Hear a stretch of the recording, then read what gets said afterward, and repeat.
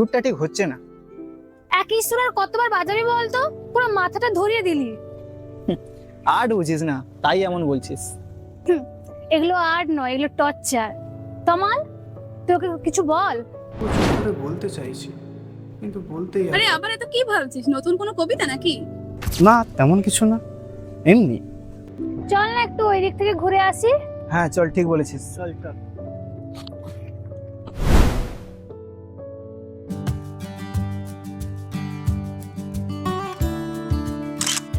আজ বলেই দেব, আজ না বললে পরে কোনোদিনও বলাই হবে না।